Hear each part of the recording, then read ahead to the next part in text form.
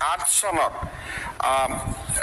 এই নিযুক্তিৰ সংখ্যা বা এই নিযুক্তি পোৱা শিক্ষকৰ সংখ্যা প্ৰায় 5000তকৈ অধিক আছিল। আমি চাকৰি বুলিয়ে কওঁ বা বিভিন্ন সা সুবিধাৰ পোৱাৰ পৰিপ্ৰেক্ষিতত কিছু শিক্ষকে এই কামৰ পৰা আঁতৰি গৈছিল আৰু আজি আমি যিখিনি অৱশিষ্ট সেই শিক্ষকৰ 4529 গৰাকী শিক্ষকক আমি নিয়মীয়াকৰণ কৰিবলৈ আগবাঢ়িছো। নিয়মীয়াকৰণৰ লগে লগে আমাৰ শিক্ষক শিক্ষয়িত্ৰীসকল কেইবাটাও চৰকাৰী সুবিধাৰ লগত জড়িত হ'বলৈ সুবিধা পাব।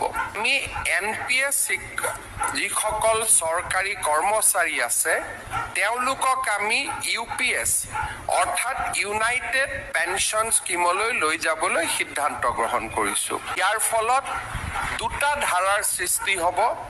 10 বছৰতকৈ কম চাকৰি থকা সকলে এটা নিৰ্দিষ্ট পেনশ্যনৰ পুঁজি লাভ কৰিব আৰু যিসকলৰ আৰু এটা পিৰিয়ড চাকৰি তেওঁলোকে সমাপন কৰিব তেওঁলোকে সম্পূৰ্ণভাৱে চৰকাৰৰ পেনশ্যন দিয়ে বা যাক আমি ডিয়াৰনেছ এলাউন্স বুলি কওঁ এই গোটেইবিলাক পেনশ্যনৰ লগত জড়িত হৈ পৰিব।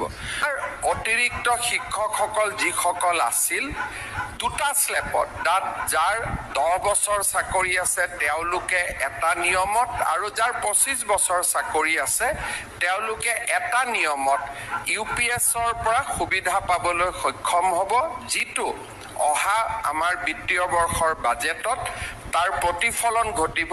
দ্বিতীয়তে চিকিৎসাৰ ক্ষেত্ৰত মুখ্যমন্ত্ৰীৰ লোকসেৱা আৰোগ্য যোজনা। এই যোজনাৰ জৰিয়তে আমাৰ বেমাৰ আজাৰ হোৱাৰ লগে লগে আমি চৰকাৰৰ পৰা সম্পূৰ্ণ ট্ৰিটমেণ্টৰ বাবে প্ৰয়োজনীয় ধন লাভ কৰিব।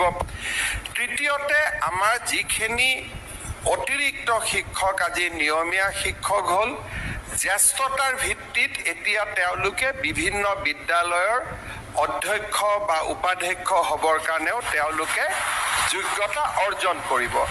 আজি ইমান দিনে আমাৰ যি বাধা আছিলে যে অতিৰিক্ত শিক্ষক কাৰণে আমি কেতিয়াও হেডমাষ্টাৰ হ'ব নোৱাৰোঁ বা প্ৰধান শিক্ষক হ'ব নোৱাৰোঁ, অধ্যক্ষ হ'ব নোৱাৰোঁ, সেই বাধা আজিৰ পৰা আঁতৰি যাব। আন শিক্ষকৰ লগত যেনেকৈ জ্যেষ্ঠতা হ'ব পাৰে তেনেকৈ আপোনালোকেও এটা জ্যেষ্ঠতাৰ ভিত্তিত নিজৰ নিজৰ কৰ্মক্ষেত্ৰত অগ্ৰসৰ হ'ব পাৰিব। আমাৰ চৰকাৰে অলপতে ষ্টেট বেংক অফ ইণ্ডিয়াৰ লগত কথা পাতি কেইটামান চৰকাৰী কৰ্মচাৰীৰ বাবে বিশেষ সুবিধা পাবলৈ সক্ষম হৈছে। এটা সুবিধা হ'ল যে আমাৰ যদি এক্সিডেণ্ট হয়, আমি ভগৱানে নকৰক কাৰোবাৰ যদি এক্সিডেণ্টেল ডেথ হয় বা কোনোবা যদি পাৰ্মানেণ্টলি দুৰ্ঘটনাত ক্ষতিগ্ৰস্ত হয় তেওঁলোকলৈকে 1 কোটি টকা পৰ্যন্ত পৰিয়ালে পাব পৰা এটা বিশেষ ব্যৱস্থাৰ সুবিধাও এতিয়াৰ পৰা আমাৰ কৰ্মচাৰীসকলৰ পৰিয়ালে লাভ কৰিব। আন এটা সুবিধা হ'ল যে ভগৱানে নকৰক কিন্তু আমি সকলোৱে জানো যে মানুহ মৰণশীল। মৃত্যুৰ যিটো চিৰন্তন সত্য সেই সত্যৰ পৰা আমি কোনেও আঁতৰি আহিব নোৱাৰোঁ।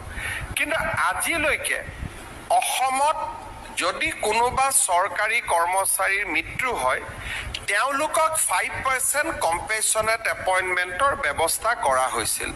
কিন্তু আমাৰ চৰকাৰে এটা বিশেষ নিয়ম কৰিছিলে যে যদি কোনোবা চৰকাৰী কৰ্মচাৰীৰ মৃত্যু হয় তেওঁৰ পৰিবাৰে বা তেওঁৰ পৰিয়ালে যাৰ নিকট আত্মীয় বুলি কওঁ এনুকে বুলি কওঁ সেই ব্যক্তিজনে চৰকাৰী কৰ্মচাৰীজনৰ 60 বছৰ নোহোৱা পৰ্যন্ত সেই একেটা দৰমহা নিয়মিতভাৱে বেংক একাউণ্টত লাভ কৰিব। পৰিয়ালটোৱে চৰকাৰৰ পৰা দৰমহাও পাব আৰু মৃত্যুৰ পিছতো ইউনিফাইড পেনশ্যন স্কিমৰ সুবিধা তেওঁলোকে নিৰন্তৰ পাই থাকিব।